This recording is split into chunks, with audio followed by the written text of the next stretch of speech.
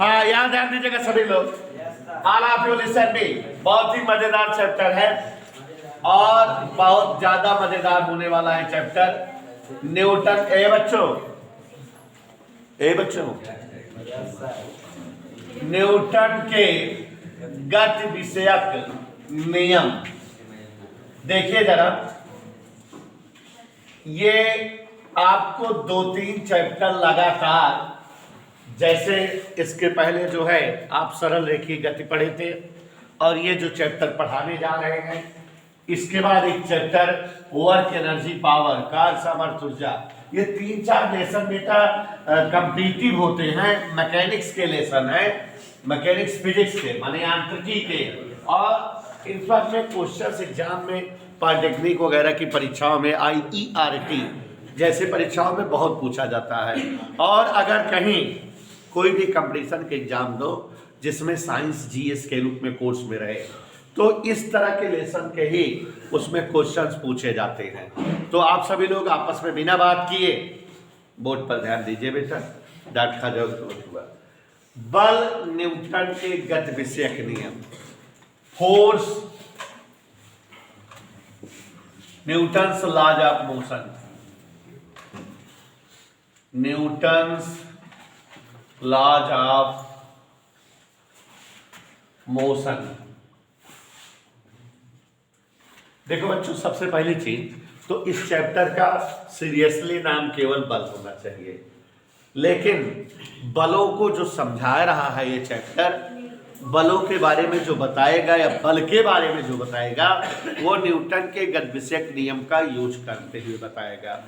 आपको अभी समझाऊंगा कि बहुत समय पहले उनेसा जी सन 1686 ईस्वी के आसपास, ठीक है, फिजिक्स में जो सन होता है वो एग्जैक्ट नहीं रहता, गेसिंग रहता है।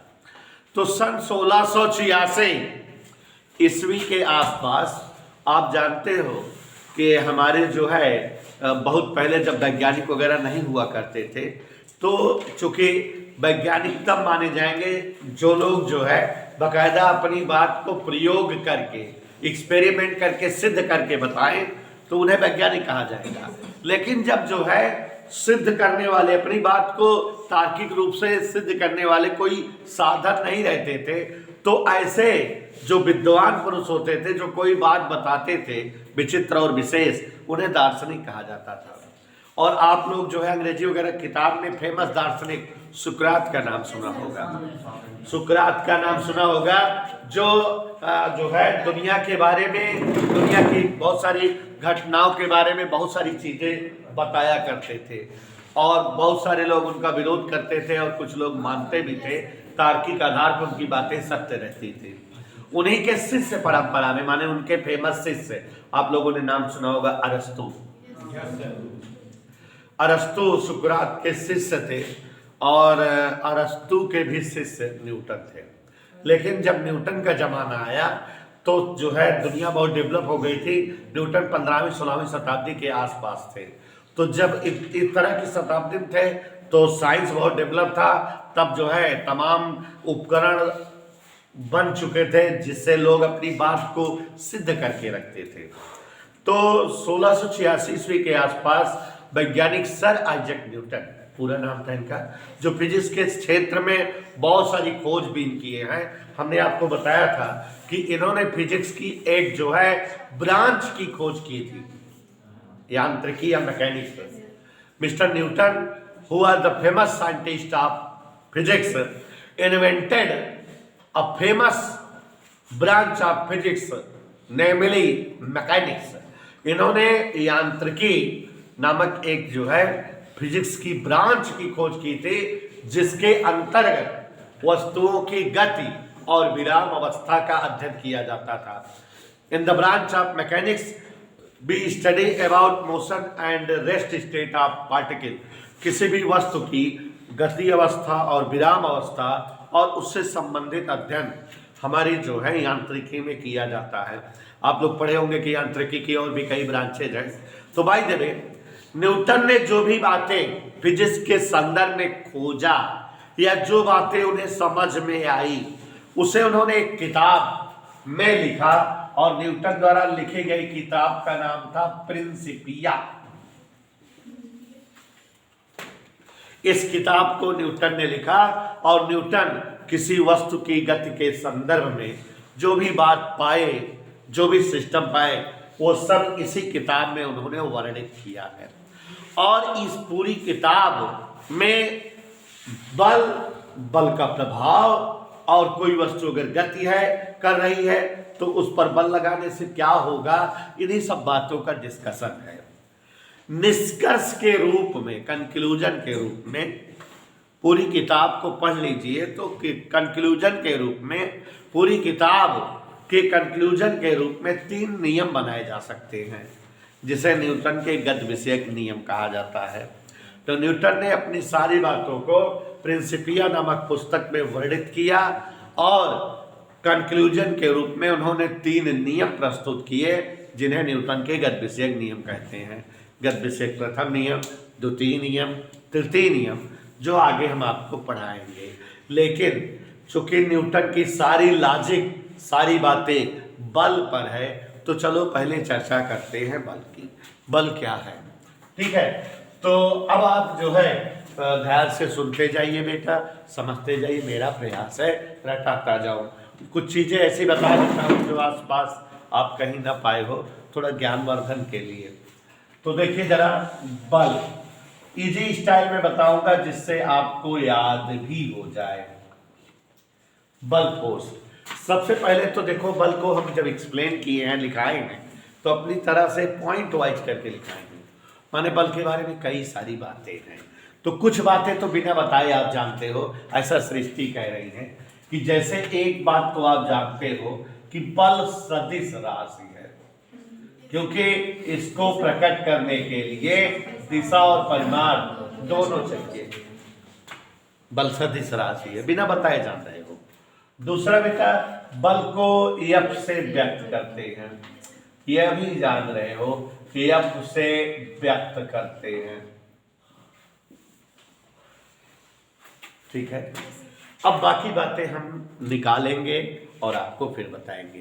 देखो बच्चों, इसके पहले वाले लेसन में मैंने चर्चा किया था कि दुनिया की सभी वस्तुएं केवल और केवल महवेश जी 2 ही अवस्थाओं में होती है ना। दुनिया की प्रत्येक वस्तुएं केवल और केवल 2 ही अवस्थाओं में होती है। या तो कोई वस्तु विराम में रहेगी जैसे कि दीवार, या तो कोई वस्तु गति अवस्था में रहेगी जैसे हम, आप, कार, बस, मोटर, ट्रेन, ऐसे न। इनकी परिभाषा भी बताए थे कि वस्तुओं की वह अवस्था जिनमें समय के साथ दूरी तय हो या विस्थापन प्राप्त हो, गति अवस्था कहलाती है। और वस्तुओं की वह अवस्था जिसमें समय के साथ ना तो दूरी तय हो ना ही विस्थापन प्राप्त हो, विरामावस्था कहलाती है। अब बेटा अवस्थाएं कैसी हो गई? 2। अब हमको बल को एक्सप्लेन करना है।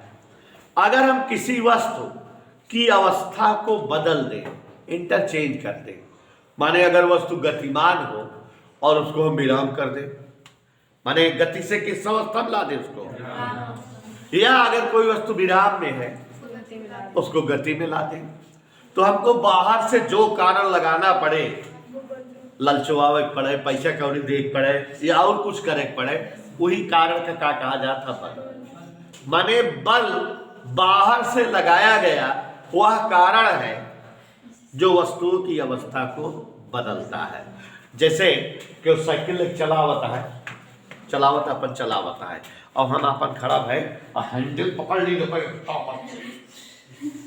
ना, तो रुक जाए कि ना हो, तो क्या करत रहा है, गति करत आवत रही ना, गति अवस्था रही ना, साइकिल के पकड़ ली ताकत लगा के रुक गए ना।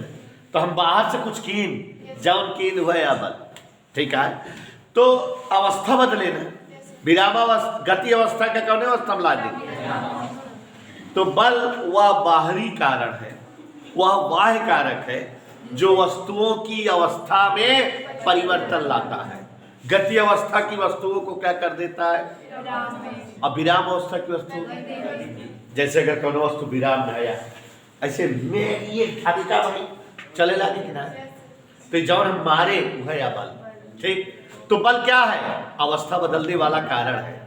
जो अवस्था बदल दे वही क्या कहा जाता है? कारण, बल। तो बल वह बाह्य कारक है जो वस्तुओं की अवस्था में परिवर्तन लाता है, गतिमान अवस्था की वस्तुओं में विराम ला कर देता है और विराम अवस्था की वस्तुओं को गतिमान कर देता है। माने Manas ji, force is a vector quantity. अगर वीडियो पास कर लोगे तो अंग्रेजी वाली लैंग्वेज लिख लोगे। Force is a vector quantity, it is represented by letter F. Force is an external reason by which state of any particle can be changed। नहीं समझे? बल वह बाह्य कारण है जो किसी वस्तु की अवस्था को परिवर्तित करता है। Force is an external reason which change state of motion into state of rest as well as state of rest into state of motion। बल वह बाह्य कारक है जो विरामावस्था की वस्तुओं को गतिमान कर देता है और गतिमान वस्तुओं को विराम में कर देता है। समझ में आ रहा है बेटा? अब एक चीज देखो जरा ध्यान से, दिखाएं, सिर्फ पकड़े नहीं देता हूं। जैसे ये एक मार्कर है, दिखा सबको? एक वस्तु है कि नहीं? कैसी है ये? विरामावस्था में है। अगर हम इसको से धक्का मारे, ऐसे धक्का मारे, तो ये क्या हुआ? गति करने लगे। मतलब हमने वस्तु को धक्का दिया तो वस्तु चलने लगी, गति करने लगी कि नहीं? माने वस्तु विराम से किस पे आ गई? कौन लाता है? बल। इसका मतलब जो धक्का मारे वह बाला, जो धक्का मारे वह कावा बला। या वह जैसे मारकर रखा हो वो का हम अपने कहती खींच ले तब वो चलने लगे कि नहीं? चलने लगता कि नहीं? तो बच्चों, बल को इस तरह से भी बताया जाता है कि बल वह धक्का या खिंचाव है जो एक वस्तु जैसे हम द्वारा दूसरे वस्तु भर कर वह पे लगाया जाता है। बल वह धक्का या खिंचाव है जो एक वस्तु द्वारा दूसरे वस्तु पर आरोपित होता है, एक निकाय द्वारा दूसरे निकाय पर आरोपित होता है। समझ में आ रहा है? अंग्रेजी बात करें। Force is a push or pull which applied one body to another। Okay, तो बल वह धक्का या खिंचाव है जो एक वस्तु द्वारा दूसरे वस्तु पर। तो देखो बेटा, यहां देखो क्या पॉइंट बन गए। बल सदिश राशि है। ओके सर, इसको अब से व्यक्त करते हैं। बल अभी समझाया बेटा, वह धक्का क्या है? ये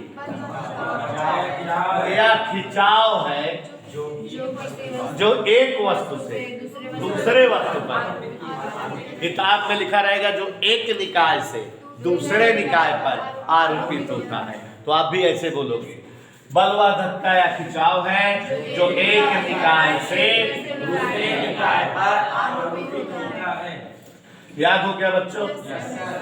और बल क्या है? बाह्य कारण है जो क्या करता है? अवस्था को।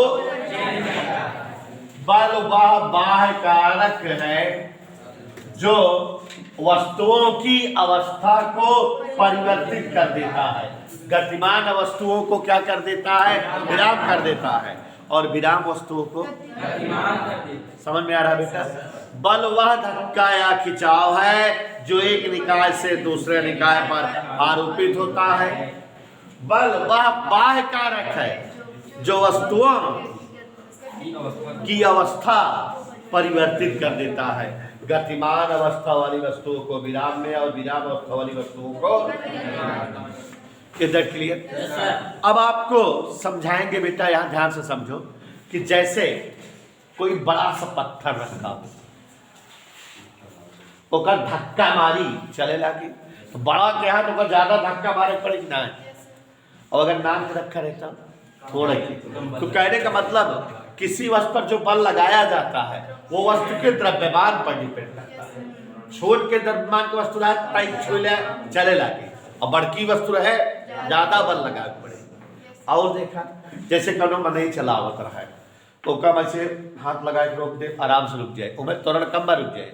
साइकिल क्यों चलावत रहा है वो कितना ज्यादा ताकत लगाओ तो रुक जाए। मोटरसाइकिल क्यों आवत रहा है तो कब बहुत ताकत लगावे पड़े रोके बिना। अब अगर ट्रेन आवत रहा है तो कब महाबल लगावे पड़े रोके बिना, है ना। तो आप समझ रहे हो किसी वस्तु पर आरोपित बाह्य बल, किसी वस्तु पर आरोपित बाह्य बल वस्तु के द्रव्यमान पर निर्भर करता है और वस्तु के त्वरण पर। तो कहा जाता है वस्तु पर आरोपित बल द्रव्यमान और त्वरण के गुणनफल के समानुपाती होता है। और बच्चों अगर बल का मात्रक निकालना चाहें तो यहाँ द्रव्यमान का मात्रक किलोग्राम, त्वरण का मात्रक मीटर पर सेकेंड स्क्वायर, और इसको 60 टक में न्यूटन लिखते हैं। और अगर सीजीएस पद्धति में बल का मात्रक निकालें तो किलोग्राम को जाए ग्राम, सेंटीमीटर पर सेकेंड स्क्वायर, और इसको 60 में 1 न्यूटन 10 घात 5 डाइन के बराबर होता है।